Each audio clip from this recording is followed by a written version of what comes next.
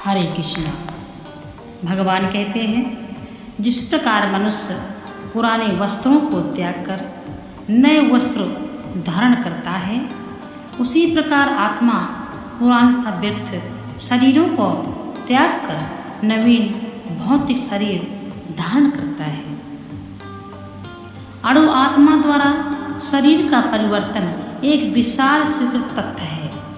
आधुनिक वैज्ञानिक जन तथा जो आत्मा के अस्तित्व पर विश्वास नहीं करते, पर साथ ही हृदय से शक्ति साधन की व्याख्या भी नहीं कर पाते, उन परिवर्तनों को स्वीकार करने को बाध्य है जो बाल्यकाल से कुमार अवस्था और फिर तरुण अवस्था तथा वृद्धावस्था में होते रहते हैं। वृद्धावस्था से यही परिवर्तन दूसरे शरीर में स्थानांतरित हो जाता है। इसकी व्याख्या एक पिछले श्लोक में की जा चुकी है, जो हम आपको पहले बतला चुके हैं। अणु आत्मा का दूसरे में स्थानांतरण परमात्मा की कृपा से संभव हो पाता है। परमात्मा अणु आत्मा की इच्छाओं की पूर्ति उसी तरह करते हैं जिस प्रकार एक मित्र दूसरे की इच्छा पूर्ति करता है। आत्मा तथा परमात्मा की उपमा दो मित्र पक्षियों से दी गई है, जो एक ही वृक्ष पर बैठे हैं। इनमें से एक पक्षी वृक्ष के फल को खा रहा है और दूसरा पक्षी अपने मित्र को देख रहा है। यद्यपि दोनों पक्षी समान गुण वाले हैं, किंतु इनमें से एक भौतिक वृक्ष के फलों पर मोहित है, परंतु दूसरा अपने मित्र के कार्यकलापों का साक्षी मात्र है। कृष्ण साक्षी पक्षी है और अर्जुन फल भोक्ता पक्षी है। यद्यपि दोनों मित्र हैं, सखा हैं, किंतु फिर भी एक स्वामी है और दूसरा सेवक है। अणु आत्मा द्वारा इस संबंध की विस्मृति ही उसके एक शरीर, भगवान कहते हैं, उसके एक वृक्ष से दूसरे वृक्ष पर जाने या एक शरीर से दूसरे में जाने का कारण है। जीव आत्मा प्राकृत शरीर रूप वृक्ष पर अत्यधिक संघर्षशील है, किंतु ज्यों ही वह दूसरे पक्षी को परम गुरु के रूप में स्वीकार करता है, जिस प्रकार अर्जुन कृष्ण का उपदेश ग्रहण करने के लिए स्वेच्छा से उनकी शरण में जाता है, त्यों ही परतंत्र पक्षी तुरंत सारे शोकों से विमुक्त हो जाता है। यद्यपि दोनों पक्षी एक ही वृक्ष पर बैठे हैं, किंतु फल खाने वाला पक्षी वृक्ष के फल के भोक्ता का रूप में चिंता तथा विषाद में निमग्न है। यदि किसी तरह वह अपने मित्र भगवान की ओर उन्मुख होता है और उनकी महिमा को जान लेता है, तो वह कष्ट भोगने वाला पक्षी तुरंत समस्त चिंताओं से मुक्त हो जाता है। अब अर्जुन ने अपना मुख अपने शाश्वत मित्र कृष्ण की ओर फेरा है और उनसे भगवद गीता समझ रहा है।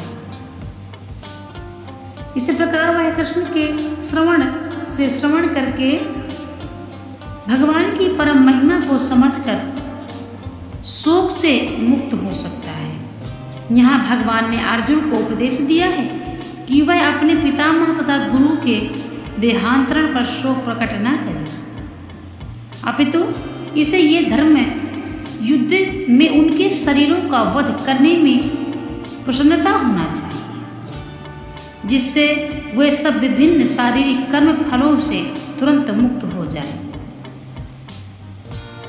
कितने संकट की घड़ी है। अर्जुन भी अपने परिवार का मोह करते हुए, पर साथ में जब भगवान हो, बलवेदी पर यह धर्म युद्ध में प्राणों को अर्पित करने वाला व्यक्ति तुरंत शारीरिक पापों से मुक्त हो जाता है और उच्च लोक को प्राप्त होता है। अतः अर्जुन का शोक करना युक्ति संगत नहीं। वह आत्मा को ना तो कभी किसी शस्त्र द्वारा खंड किया जा सकता है, न अग्नि द्वारा जलाया जा सकता है, न जल द्वारा भिगोया जा सकता है, न वायु द्वारा सुखाया जा सकता है। इस प्रकार से भगवान अर्जुन से कहते हैं कि अपने परिजनों की मृत्यु पर अर्जुन विलाप नहीं करना है। ऐसी घड़ी है, यह आत्मा अखंड तथा अगलनशील है, इसे ना तो जलाया जा सकता ना ही सुखाया जा सकता। आत्मा कभी नहीं मरती है, इसके अस्तित्व को सिद्ध नहीं किया जा सकता। हमें इस सत्य को स्वीकार करना पड़ता है, क्योंकि अनुभव गम्य सत्य होते हुए भी आत्मा के अस्तित्व को समझने के लिए कोई अन्य साधन नहीं है। मनुष्य को अपने कर्मों के अनुसार जन्म ग्रहण करना होता है। अब जैसे हम कर्म करेंगे वैसे ही हमें उसी योनि में संबंधित जन्म मिलेगा। एक कर्म अवधि समाप्त होने पर उसे मरना होता है। जैसे हम अभी मनुष्य की योनि में हैं और ये कर्म भूमि है, हम अपने यहाँ पर कर्म का फल भोग रहे हैं। जैसे ही हमारे कर्मों का फल पूरा हो जाएगा, हमारी मृत्यु हो जाएगी। हमारे यहाँ कोई काम नहीं, कोई अस्तित्व नहीं, जिससे वह दूसरा जन्म ले सके, फिर हमारा दूसरा जन्म होगा। ये परिवर्तन स्वीकार करना पड़ता है, इसे कोई नहीं बदल सकता। कुरुक्षेत्र का युद्ध भगवान की इच्छा होने के कारण अपरिहार्य तथा सत्य के लिए युद्ध करना क्षत्रिय का धर्म है। अतः अपने कर्तव्य का पालन करते हुए वह सज्जनों की मृत्यु से भयभीत या शोकाकुल क्यों था? अर्जुन क्यों शोक कर रहे थे?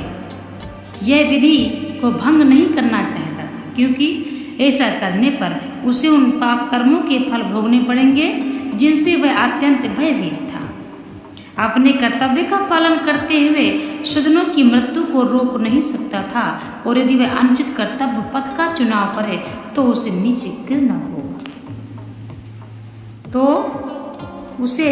गिरना होगा, इस प्रकार से अर्जुन विलाप कर रहे हैं और भगवान अर्जुन को समझा रहे हैं कि हे अर्जुन, किसी की मृत्यु पर तुम्हें अश्रु नहीं बहाना है, तुम्हें रोना नहीं है,